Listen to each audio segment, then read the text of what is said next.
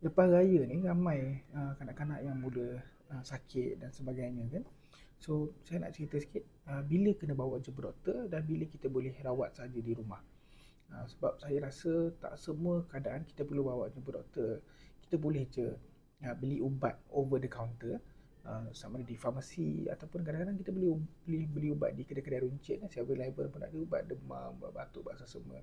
So banyak keadaan kita boleh rawat di rumah sendiri. Cuma bila yang kita kena bawa jumpa doktor, ini yang saya nak bincangkan. So yang pertamanya, kalau ada kontak dengan penyakit berjangkit yang boleh dirawat, yang ni saya nasihatkan untuk pergi jumpa doktor secepat mungkin.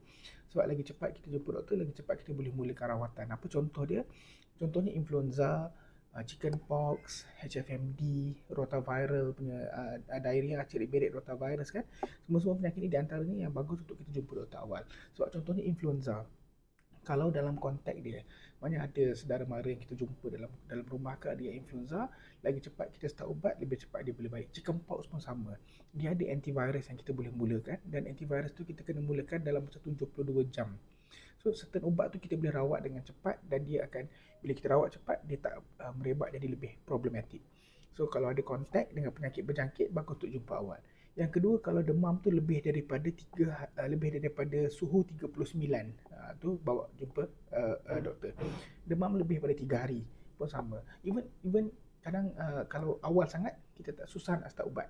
So tapi kalau dah lebih 3 hari, saya nasihatkan untuk jumpa dengan doktor. Ataupun demam yang tak kebah walaupun selepas bagi ubat demam. Bagi ubat paracetamol, demam tak turun pun, bawa jumpa doktor. Kanak-kanak tu mula susah nak minum. Minum tak boleh, tak ada selera sangat. Minum muntah kan, banyak muntah, kena bawa jumpa doktor. Ataupun nampak dia terlalu letih, nampak dia nafas laju, itu kena bawa ke hospital dengan segera.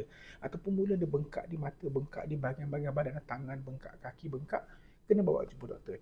Ataupun berubah warna ataupun berubah jumlah air kencing dia, volume air kencing dia mula berkurangan, dan tu kena bawa jumpa doktor. So ni lebih kurang nasihat saya. Kebanyakan kes boleh cuba rawat di rumah, tengok macam mana, insyaAllah. Semoga semua kekal sihat dan lebih sihat, insyaAllah.